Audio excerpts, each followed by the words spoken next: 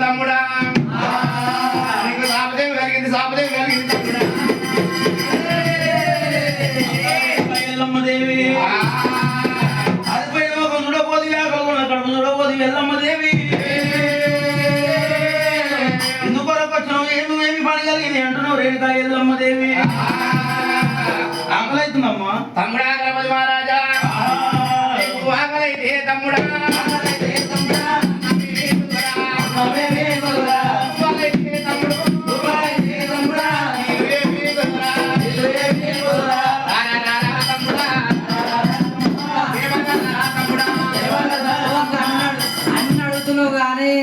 అన్నమే అడుగుతలేవు కానీ నన్ను అడుగుతలేవు అమ్మని అడుగుతున్నావు నాయన అడుగుతున్నావు అందరిని అడుగుతున్నావు కానీ నన్ను అడుగుతలేవే తమ్ముడా నేర్చుకున్నోని సాకున్నోని అడుగుతా తమ్ముడా నేర్చుకున్నోని అడుగుతున్నావు బాగానే ఉన్నావు కానీ మరి అన్నమన పోతుంది నీకు అన్నమే తక్కువ ఉంది నీకు దూపలు అయితే నీళ్ళే తక్కువ తమ్ముడా అని చెప్పి నేను కాయలమ్మ దేవైనా గణపతి మహారాజు భోజాలు తినిపించినాది మూతాన్ని కలుపుకున్న తర్వాత ఎప్పుడు తమ్ముడాను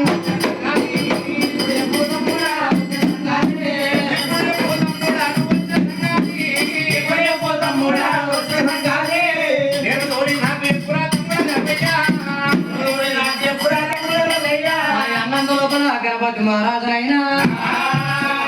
మరి అక్క రేణుక ఎల్లమ్మ మరి అటువంటి అమ్మ పార్వతమ్మ నాయన గంగమ్మ గురుగోడైనా ఎండికొండ కైలాసం లోపల ఓమం పెట్టారు తల్లి ఓ రేణుక ఎల్లమ్మ మరి అమ్మ పార్వతమ్మదేమో బండగిరలా మొక్కుకో ఉన్నదంట మరి అక్క రేణుక ఎల్లమ్మ మరి తప్పిపోయింది ఎరకబట్టి దొరకబట్టడానికి అక్క రేణుక ఎల్లమ్మ మన నాయన సంగమయ్యా నిన్ను రమ్మన్నాడమ్మా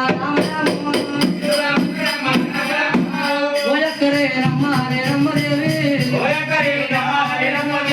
ఎరకబట్టి దొరక కూడా వట్టనికే మన నాయన సంగమయ్యా నిన్ను రమ్మన్నాడమ్మా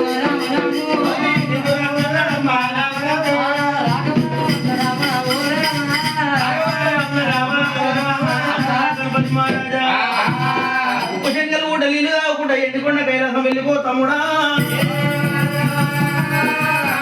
తయారు కావాలంటే 3 గడియలు పడుతున్నది అమ్మవారు రేణుకా ఎల్లమ్మదేవి జానడు పంటలకు వెళ్ళి జరుగుతున్నాడు తడి వస్త్రాలు వేసుకొని పొడి వస్త్రాలు వేసుకొని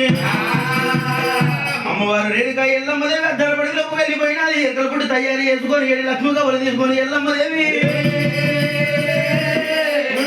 తీసుకున్నది 7,000 మంది ఎట్లో వాళ్ళని 10,000 మంది పంపాల వాళ్ళను కనుక డప్పులు ఏకంగా మోగంగా రేణుకా ఎల్లమ్మదేవైనా సాంబవి గంభీర భైరవి